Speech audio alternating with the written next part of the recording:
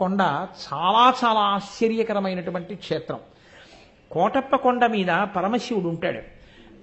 ఆ పరమశివుడు అక్కడ దక్షిణామూర్తి స్వరూపంతో ఉంటాడు. దక్షిణామూర్తి స్వరూపంతో ఉన్నటువంటి పరమశివలింగం ఉన్న ఏకైక క్షేత్రం బహుశా కొండ మీద నాకు తెలుసున్నంత వరకు ఆంధ్రదేశంలో కోటప్ప కొండ ఒక్కటే. ఆ కోటప్ప కొండకున్న గమ్మత్తు ఏమిటో తెలుసా అండి? ఒక గొల్లభామకి పరమశివుడిచ్చిన వరం, ఎన్నడూ కాకి వాలదు. ఆ కొండంతటి మీద పగలు కాదు రాత్రి కాదు ఎన్నడూ ఒక్క కాకి మీకు కనపడదు. కొండ ఎక్కుతుంటే బోల్డని కాకులు కనపడతాయి. మీరు వెళ్ళేటప్పుడే చూడండి. మీరు కొండ ఎక్కుతారు కాబట్టి కోటప్ప కొండ ఎక్కేటప్పుడు చూడండి. కోటప్ప కొండ కింద బోల్డని కాకులు ఉంటాయి. కోటప్ప కొండ ఎక్కడం మొదలెట్టినప్పటి నుంచి చూడండి, ఒక్క కాకి అంటే ఒక్క కాకి మీకు ఆ కొండ మీద వాలదు. ఎక్కడా ఓ చెట్టు మీద రాతి మీద వాలదు. కారణం, ఒక గొల్లభామ రోజు అక్కడ ఉన్నటువంటి శివుడికి తీసుకొచ్చి అన్నం పెడుతుండేది, పెరుగు అవిని. ఆయన తింటుండేవాడు. నువ్వు ఊళ్ళోకి రా అంటుండేది ఆవిడ. అంటే ఆయన నవ్వేసి ఊడుకునేవాడు. దక్షిణామూర్తి ఆయన నిశ్శబ్దంగా ఉండేవారు. ఆవిడ ఒకరోజు తీసుకొస్తూ చల్లకుండా తీసుకొచ్చి అక్కడ పెట్టింది. పెట్టి కూర్చుంది బడలికి. కూర్చుంటే ఒక కాకి వచ్చి వాలితే ఆ పెరుగు కుంట కింద పడిపోయింది. అయ్యయ్యో, పైనున్న పెద్ద ఆయనకి పెరుగు పట్టుకెడుతున్నాను, ఈ దిక్కుమాలిన కాకి వాలి పెరుగంతా కింద పడిపోయిందని బాధపడింది. బాధపడితే పరమశివుడు వృద్ధ బ్రాహ్మణ రూపంలో కిందకొస్తున్నవాడిగా కనపడి, నీకు వరం ఇస్తున్నాను, ఇక మీద ఎన్నడూ ఈ కొండ మీద కాకులు వాలవన్నాడు. అంటే అంత చిన్న కోరికతో సహా తీర్చేశాడు అక్కడ. ఆ కోటప్ప కొండ గురించి పెద్దలు ఏం చెప్తారంటే, అక్కడికి వెళ్ళి కానీ ఈశ్వరుణ్ణి సేవిస్తే జాతకంలో గురుబలం పెరుగుతుందని చెప్తారు. గురుబలం పెరిగితే మిగిలినటువంటి గ్రహాలు ఏవైనా సరే, పాపపు గ్రహాల బలం ఉన్నా కూడా గురుగ్రహం కానీ బలంగా ఉంటే జాతకుడు రక్షణ పొందుతాడు. గురుగ్రహం అనుగ్రహం పొందాలంటే కోటప్ప కొండ వెళ్ళి సేవించమని చెప్తారు. నేను ఒకసారి శృంగేరి వెళ్ళినప్పుడు, శృంగేరిలో భారతీ తీర్థస్వామి వారి తల్లిగారు, ఆ మహాతల్లి అక్కడే ఉంటారు. పీఠంలోనే ముందు ఒక గదిలో, ఆవిడెప్పుడు బయటికి రారు. ఆ తల్లి దగ్గరికి నేను వెళ్ళి ఒక మాట అడిగానమ్మా, జగద్గురువు కదా, మహానుభావుడు శంకరాచార్యులు వారు అధిష్ఠించినటువంటి పీఠం, శంకరాచార్యుల వారు ప్రతిష్ఠించిన పీఠం, అటువంటి పీఠానికి పీఠాధిపత్యం వహించేటటువంటి వ్యక్తి మీ కడుపున పుట్టడం అంటే మాటలు కాదు.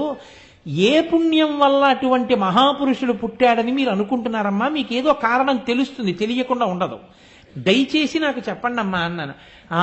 నాయన ఏముంటుంది నాయన చెప్పడానికి అన్నారు ఆవిడ. నేను అందరూ వెళ్ళిపోయాక మళ్ళీ అడిగాను. అందరూ వెళ్ళిపోయాక అడిగి లోకం అంతటికీ చెప్పుకొస్తున్నాను, అది వేరు మాట అనుకోండి. అలా కాదమ్మా, మీకేదో కారణం ఉంటుంది, ఖచ్చితంగా మీకు తెలుస్తుంది, ఏ కారణానికే అంతటి మహాత్ముడు మీ కడుపున పుట్టాడమ్మా అని అడిగాను. అడిగితే ఆవిడ నాతో ఒక మాట చెప్పారు. నరసరావుపేటలోనే ఆవిడ కడుపున పడ్డారు భారతీ తీర్థస్వామి. నేను చిన్నతనంలో మా తండ్రి గారు ప్రతిరోజు కూడా మడి కట్టుకుని కోటప్ప కొండ ఎక్కి పరమశివుడికి నీళ్లు పోసుకుని కిందకు వచ్చేవారు అభిషేకం చేసి. తెలిసో తెలియకో మా నాన్నగారి వేలు పట్టుకుని రోజు పరిగెత్తుకుంటూ నేను కూడా కోటప్ప కొండ ఎక్కేదాన్ని. ఎక్కి నమస్కారం పెట్టుకుని, పిల్లలం కదా నాయన, కిందకి దిగిపోయేవాళ్ళం. ఎన్ని పర్యాయాలు ఎక్కానో, ఎన్ని మార్లు నమస్కరించానో, ఎన్ని మార్లు దిగానో నాకు తెలియదు.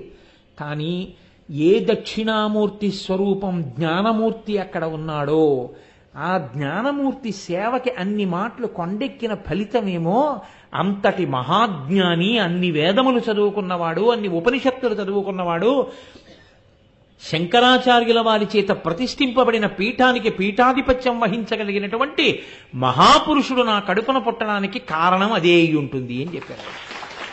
కోటప్ప కొండ అంత ప్రఖ్యాతమైనటువంటి క్షేత్రం, మీరు చూసి తీరాలి. అవ్యాజమైనటువంటి ప్రశాంతత ఎంత గొప్పగా ఉంటుందో కోటప్ప కొండ. ఎక్కడెక్కడి వాటికో వెడతాం, ఇక్కడే ఉన్న అంత మహాత్మ్యం కలిగినటువంటి క్షేత్రాలని మనం వదిలిపెట్టేస్తుంటాం. అటువంటి కోటప్ప కొండ దర్శనం చేస్తారు. మీకు నేను ఇంకొక మాట చెప్తున్నా. శృంగేరి పీఠాధిపత్యం స్వీకరించడానికి ముందు భారతీ తీర్థస్వామి వారు వైరాగ్యంతో అక్కడికే వచ్చి కూర్చుని ఎప్పుడు వేద పాఠాలు చదువుకుంటుండేవారు. ఆయనతో పాటు వేదం చదువుకున్న సహాధ్యాయి ఒక ఆయన ఇప్పటికీ కోటప్ప కొండలో అర్చకత్వం చేస్తున్నారు. ఆయన అభిషేకం చేయడం మీరు చూడండి. నేనైతే ఏం చెప్తానంటే, ప్రసాద్ బాబు గారు ఒకసారి చూపించండి, మీరు హరిప్రసాద్ గారిని అడిగి ఏర్పాటు చేసి చూపించండి, అందరూ చూస్తారు. ఆయన అభిషేకం చేస్తుండగా మీరు చూడండి, మీరు ఆశ్చర్యపోతారు. ఇలా ఉంటుందా అభిషేకం అంటే అని తెల్లబోతారు. ఎందుకంటే శివలింగానికి అభిషేకం చేసేటప్పుడు మీరు దానిమ్మ పళ్ళు అక్కడ పెట్టారనుకోండి, ఆయన మంత్రంలో తొట్టుబాటు ఉండదు, స్వరం తప్పదు. ఆయన దానిమ్మ పళ్ళు తీసి ఇలా ఈ చేతిలో పెట్టుకుని ఈ చేతితో పట్టుకుని ఇలా అంటారు, అంతే. దానిమ్మ రసం శివలింగం మీద పడిపోతుంది. ఖర్జూరం పళ్ళు ఇస్తే అవి ఇలా చేతి మీద వేసుకుని ఇలా పెట్టి ఇలా అంటారు, అంతే. ఖర్జూర రసం శివలింగం మీద కారిపోతుంది. బిందెలెత్తి నీళ్లు పోసి మంత్రం సుస్వరం, స్వరం కూడా తప్పరు. అలా దానిమ్మ పళ్ళని కూడా ఇలా నొక్కి రసం చేసేస్తారు అభిషేకం. చూసి తీరాలి నిజంగా అభిషేకం. ఏమాత్రం అవకాశం ఉన్నా ఏర్పాటు చేయండి.